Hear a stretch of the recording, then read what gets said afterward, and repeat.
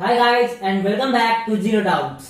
तो आज हम करेंगे सेट्स थ्योरी का लेक्चर नंबर 4। इससे पहले 3 लेक्चर में हमने सेट्स के बारे में काफी कुछ जाने हैं। जैसे कि पहले हमने देखा कि सेट्स किसे कहते हैं, सेट्स लिखते कैसे हैं, notations for sets, representation for sets. After that we will learn types of sets, that is finite set, infinite set and finite set. After that हमने देखा कि कुछ इंपॉर्टेंट इनफाइनाइट सेट्स के लिए कुछ नोटेशंस होते हैं, वो हमने देखा। उसके बाद टाइप्स ऑफ फाइनाइट सेट्स भी हमने देख लिया है। अब हमें जो पढ़ना है वो है रिलेशन बिटवीन सेट्स। तो हेडिंग लगाएंगे रिलेशन बिटवीन सेट्स। सेट्स के बीच में कुछ रिलेशंस होते हैं, हमें उसे देखना है। तो पहला जो है हमारा वो है relation of subset. Okay, relation of subset it is denoted by the symbol. Okay, ये हमारा सबसेट का सिंबल है। ऐसे ही हम सबसेट को डिनोट करते हैं, ठीक। And defined as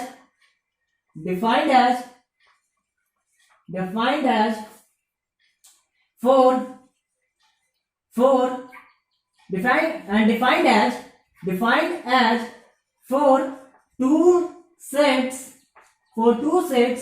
A and B if every element of A is an element of B, then A is called as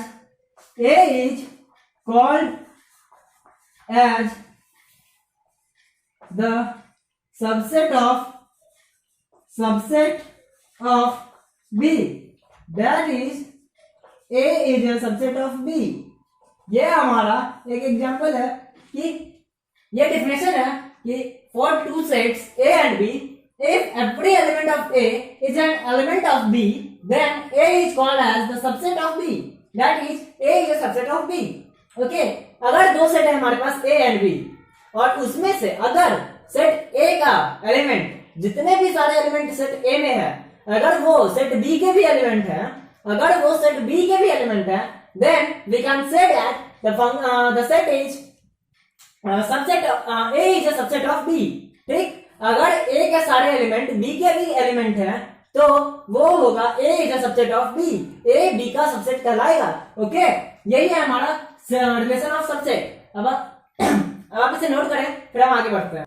अब जो हमारे पास नेक्स्ट टाइप ऑफ रिलेशन है वो है प्रॉपर सबसेट। प्रॉपर सबसेट का हमारे पास सब रिलेशन है। ओके, कि प्रॉपर सबसेट क्या होता है, तो हम लिखेंगे for two sets A and B if every element of A is an element of B and at least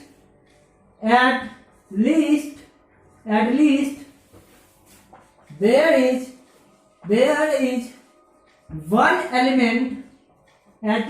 is one element in B which is not in A, then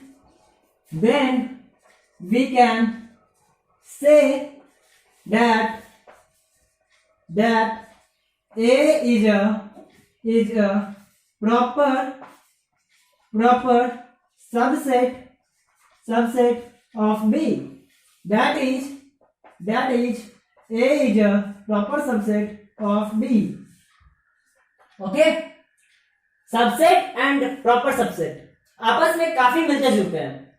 subset में था कि अगर ए का हर element B का भी element है तो वो सबसेट होगा, ठीक।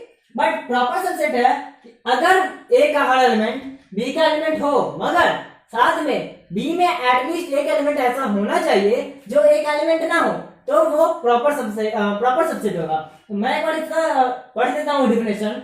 For two sets A and B, if every element of A is an element of B and at least there is one element in B which is not in A, then we can say that A is a proper subset of B.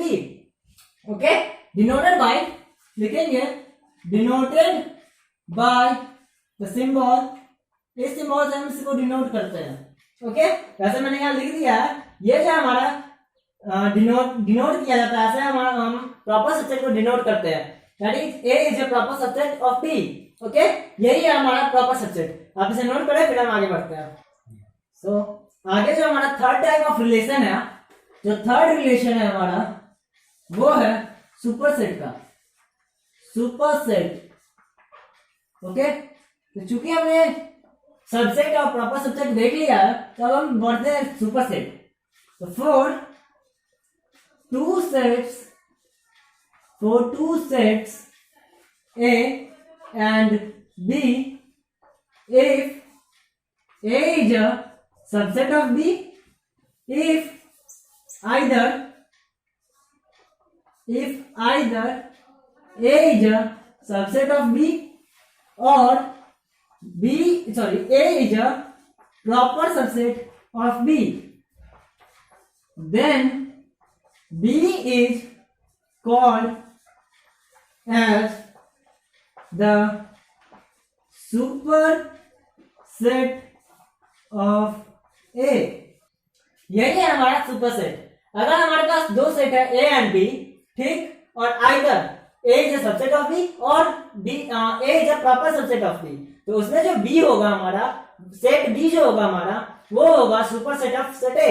Okay, and it is written as if A is a subset of B, that is B is a superset of A, and if A is a proper subset, if A is a proper subset of B, that is B is a superset of A।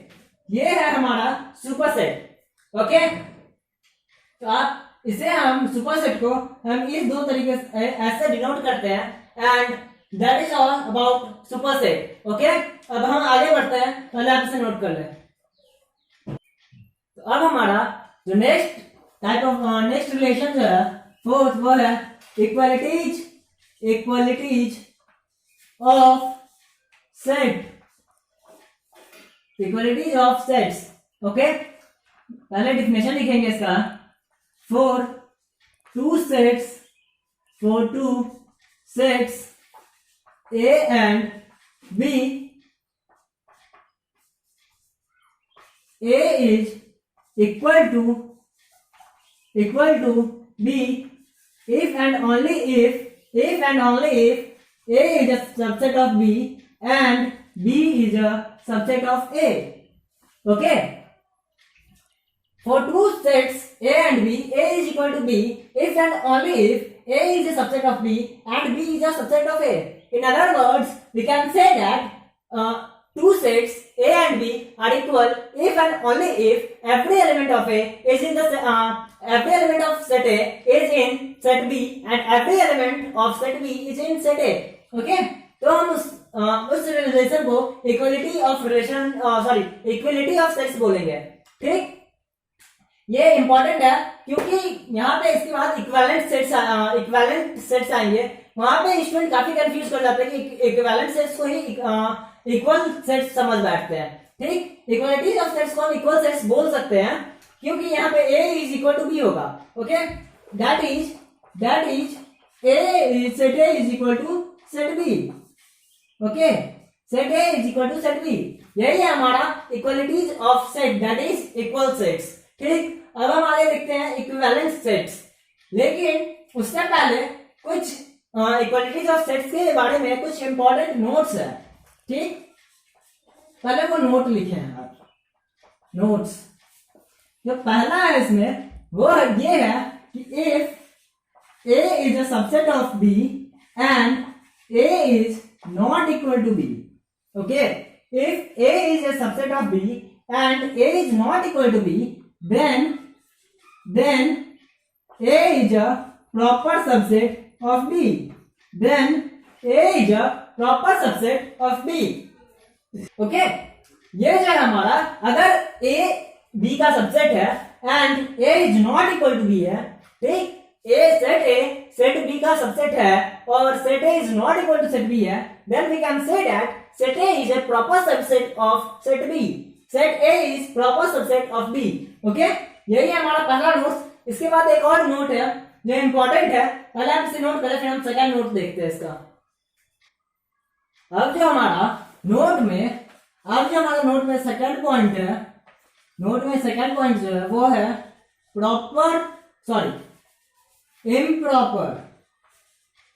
Improper subset का. Improper subset क्या होता है, तो हम लिखेंगे पहले for two sets A and B, for two sets A and B, if every element of A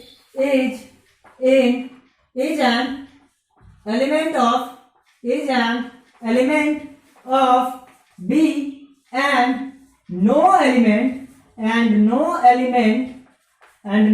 element in B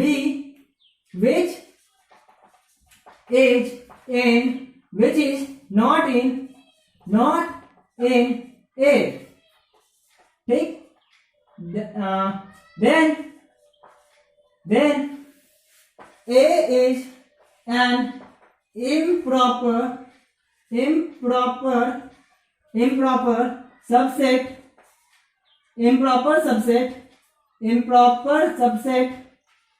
subset of B. Okay, so for two sets A and B, if every element of A is an element of B and no element in B which is not in A, ठीक, ऐसा कोई भी element B में नहीं होगा जो कि A में ना हो, then we can say that A is an improper subset of B. ठीक, in fact आगे लिखेंगे, in fact here A and B are equal sets. Okay, अगर हमारे पास इम्प्रॉपर सबसेट आता है कि तो वो जो होगा इम्प्रॉपर सबसेट जो होता है, इनफैक्ट वो सही में रियलिटी में वो A और B इक्वल सेट्स ही होता है. Okay, so we can say that if for two sets A and B, if every element of A is an element of B and no element in B which is not in A, that is there is no element in B which is not in A, then A is an improper subset of B. In fact here A and B are equal sets. यहाँ पे A और B जो है वो equal sets ही है. ठीक, तो यही है हमारा नेक्स्ट पॉइंट, सेकंड पॉइंट. और इम्प्रॉपर सबसेट चूंकि ये एनसीईआरटी में प्रेफर नहीं किया गया, पढ़ने के लिए नहीं दिया गया, सो इसे हमने एक नोट बनाकर लिख दिया है. ठीक, अब एक और इम्पोर्टेंट बात वो ये है कि हम जब भी क्वेश्चन बनाएंगे, ओके, व्हाइल सॉल्विंग क्वेश्चंस हम देखेंगे कि हमारे एनसीईआरटी बुक में ज्यादातर क्वेश्चंस में सबसेट के लिए प्रॉपर सबसेट का सिंबल यूज किया गया है. ओके, सो क्यों किया गया है इसका जवाब आपको आगे मिल जाएगा, बट अभी आप इतना ही समझे कि हम जब भी क्वेश्चन बनाएंगे तो वो सबसेट के ऊपर बनाएंगे क्वेश्चन. जब भी क्वेश्चन बनाएंगे वो सबसेट का बनाएंगे and we can use the symbol of proper subset. Okay, हम प्रॉपर सबसेट का सिंबल तो यूज करते हैं बट उसे पढ़ा जाता है, सबसेट ही पढ़ा जाता है उस क्वेश्चन के लिए, उस क्वेश्चन को सॉल्व करने के लिए. क्यों किया जाता है इसके बारे में हम आपको कुछ आगे बताएंगे. जब हम इससे रिलेटेड कुछ क्वेश्चंस करेंगे वहां मैं इसका डिस्क्रिप्शन पूरे अच्छे से दे दूंगा, बट अभी आप बस इतना समझे कि ये प्रॉपर सबसेट का सिंबल हम क्वेश्चन बनाते वक्त सबसेट के तौर पे यूज करते हैं. और कोई भी क्वेश्चन प्रॉपर सबसेट में नहीं बनता है, ज्यादातर क्वेश्चंस को हम सबसेट में ही बनाते हैं. ओके, यही है कुछ इंपॉर्टेंट बात. अब हम आगे बढ़ते हैं, पहले आप इसे नोट कर लें. अब next type of relation between sets जो है हमारा वो है equivalent sets. Okay, equivalent sets. Equivalent sets किसे कहते हैं? जैसा कि मैंने बोला था कि equal sets and equivalent sets में आप कंफ्यूज नहीं होंगे। तो इक्वल सेट्स था कि अगर ए बी दो सेट है, A is a subset of B and B is a subset of A, then we can say that A is equal to B. But in equivalent set, we can use for two sets A and B. A is equivalent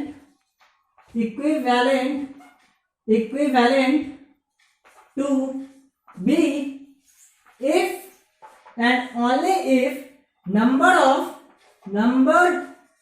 of elements in A is equal to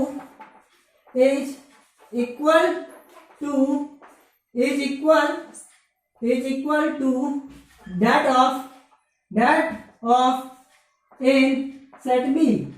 Okay, अगर number of elements in set A is equal to number of elements in set B है तो हम उस set को equivalent set बोलेंगे। ठीक, and is written as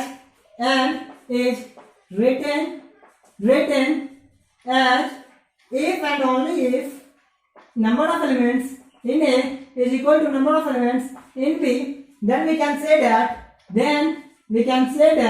A is equivalent to B. Okay, अगर दो सेट्स की कार्डिनलिटी सेम है, ओके, अगर दो सेट्स की कार्डिनलिटी सेम है, कार्डिनल नंबर सेम है, then we can say that both sets are equivalent. Okay, and equivalent के लिए हम इस सिंबल का यूज करते हैं। ओके, इक्विवेलेंट को हम दिखाने के लिए इस सिंबल का यूज करते हैं। एंड इक्विवेलेंट सेट वही होता है जिस दो सेट का, अगर किसी दो सेट का कार्डिनलिटी सेम है तो वो दो सेट इक्विवेलेंट होंगे।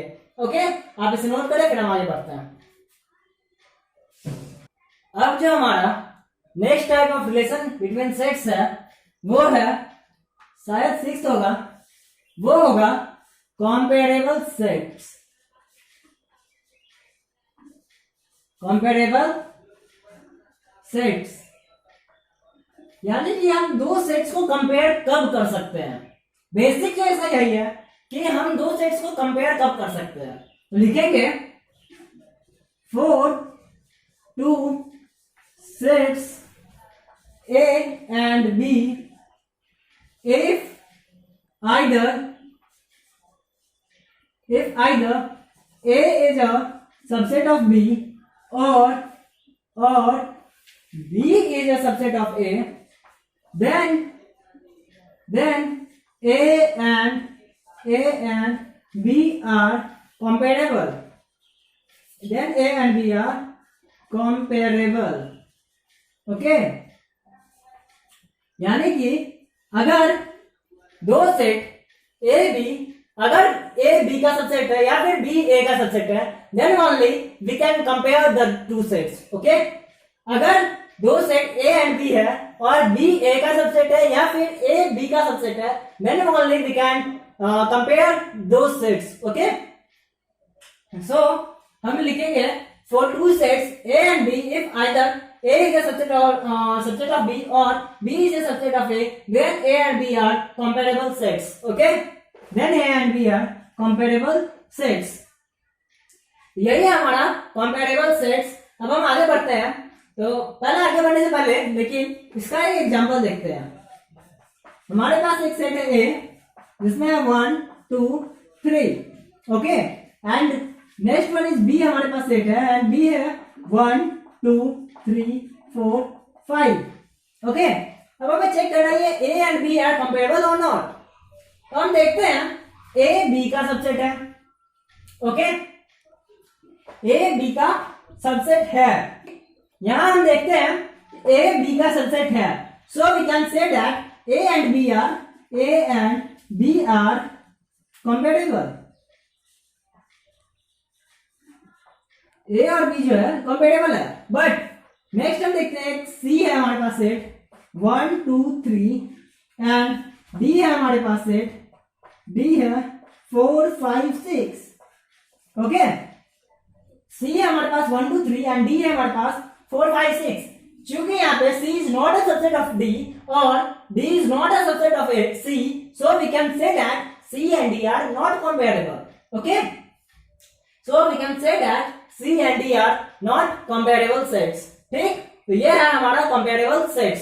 ये आप लिख लेंगे, ये जो सेट है C and D ये compatible नहीं है। ठीक, ये है हमारा compatible sets। आगे हमारा यूनिवर्सल सेट, तो पहले आप इसे नोट करें फिर हम उसे देखते हैं।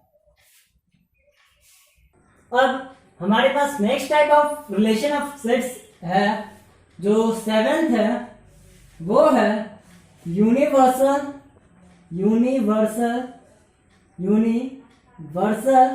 सेट। Okay, universal set. तो यूनिवर्सल सेट कहते किसे हैं, पहले हम इसे देख लेते हैं, फिर हम इसके डेफिनेशन की तरफ जाएंगे। पहले आप मान लीजिए कि हमारे पास कोई 4 सेट है। Okay, A B C D हमारे पास कोई 4 सेट है। तो यूनिवर्सल सेट जो होगा वो ए का भी सबसेट होगा, sorry A is a subset of universal set होगा, बी भी जो होगा वो भी यूनिवर्सल सेट का सबसेट होगा, सी भी यूनिवर्सल सेट का सबसेट होगा एंड डी भी यूनिवर्सल सेट का सबसेट होगा। कहने का मतलब ये हुआ कि हमारे पास जितने भी सेट होंगे उन सारे सेट्स, वो सारे सेट्स, जितने भी सारे सेट्स होंगे वो सारे सेट्स जिस सेट का सबसेट होगा वो यूनिवर्सल सेट कहलाएगा। ठीक, फॉर एग्जांपल हम एग्जांपल पहले बाद में देखते हैं, पहले हम इसके डेफिनेशन को देखते हैं। तो सबसे पहले इसका डिनोट कैसे करते हैं। Universal set is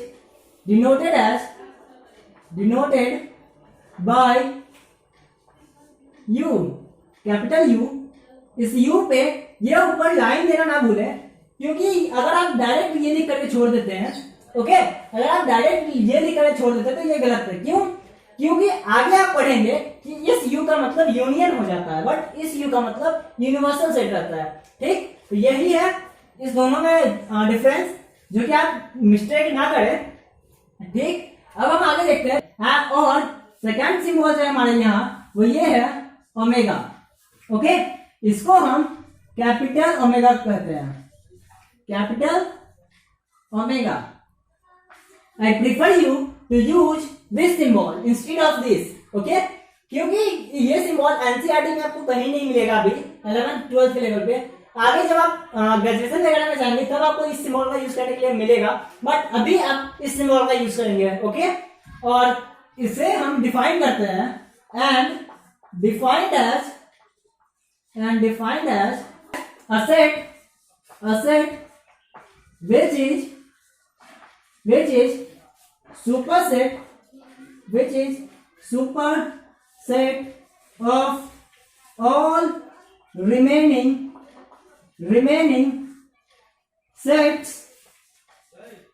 remaining sets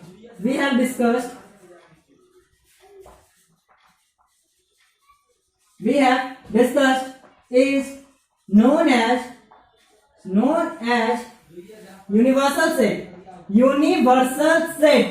okay, हम यूनिवर्सल सेट का डिफिनेशन देखेंगे तो वो होगा a set which is superset of all remaining sets that we have discussed is known as universal set. Okay, यानी कि वैसा सेट जो हर सेट का सुपरसेट हो उसे ही हम यूनिवर्सल सेट बोलेंगे। ठीक, अब हम इसका एक एग्जांपल लेते हैं, पहले आप इसे नोट करें। Let us take an example on universal set. Okay, एक एग्जांपल लेते हैं। लेट अस कंसीडर हमारे पास कुछ सेट्स हैं, ए 1 2 3 4 5, बी 1 2 3, सी 1 2 3 4। ओके, अब हमें इसका यूनिवर्सल सेट निकालना है। तो यूनिवर्सल सेट जो होगा हमारा उसमें सारे एलिमेंट्स होने चाहिए। ओके, इसके सारे एलिमेंट्स यूनिवर्सल सेट में आने चाहिए, ए के भी, बी के भी और सी के भी। तो हम अगर लिखते हैं 1 2 3 4 5, अगर हम ये सेट लिखते हैं u is equal to 1 2 3 4 5, we can see that यहाँ पे ए बी सी सारे के एलिमेंट, ए भी यू का सबसेट है। Okay, B is a subset of U and C is a subset of U. Here we can see that it is clearly visible that A is a subset of U, B is a subset of U, and C is a subset of U. Okay, चूंकि यहाँ पे A भी U का subset है, B भी U का subset है, C भी U का सबसेट है, so we can say that U is the universal set for A and B and C. Universal set. Okay.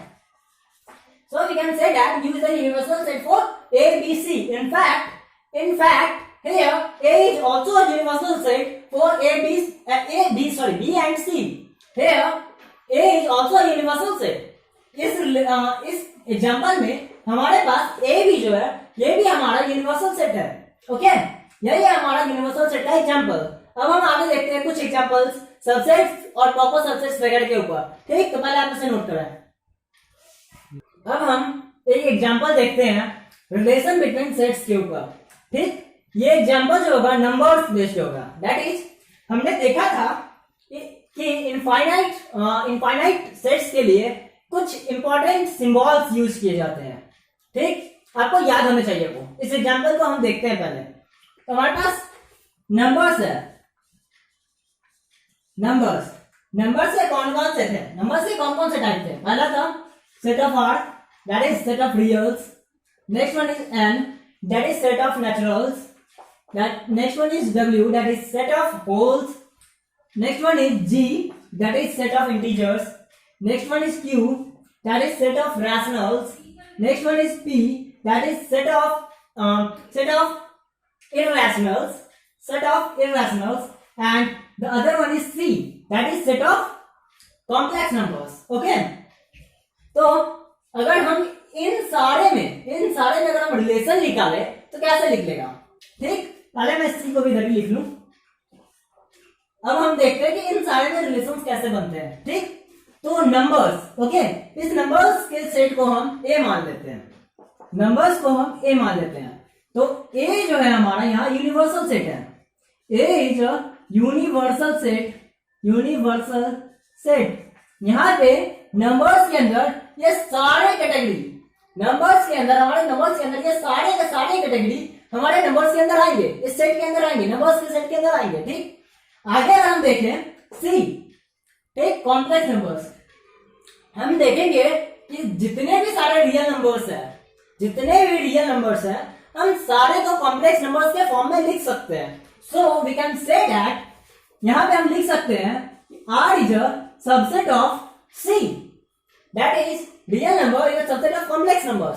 Similarly we can say that natural numbers is a subset of complex numbers, और natural numbers is a subset of real numbers. Or we can say that natural numbers is also a subset of whole numbers. क्यों? क्योंकि यहाँ पे zero भी यहाँ पे whole number में included रहता है. So we can say that n is a subset of w. Okay? हम ऐसे करके इन सारे सेट्स के लिए रिलेशंस लिख सकते हैं. ठीक, आप इसे घर पे खुद से ट्राई करेंगे, और यहाँ पे मैं आपको एक रिलेशन लिख के दे रहा हूं जो इंपॉर्टेंट है. ओके, इन सारे के लिए जो इंपॉर्टेंट रिलेशन है वो मैं आपको बता रहा हूं. तो ये है रिलेशन जो है हमारा, वो ये है कि natural numbers is a subset of whole numbers is a subset of integers is a subset of rational numbers is a subset of real numbers, and real numbers is a subset of complex numbers. Okay, ये हमारा एक relation है. Next one is P, that is set of irrational numbers is a subset of real numbers is a subset of C, that is complex numbers. Okay, ये दो important है कि ये आपको पूरे चेन में बन गया, कि चेन में एक आ गया. ये आपको काफी हेल्प करेंगे आगे क्वेश्चंस बनाने के लिए.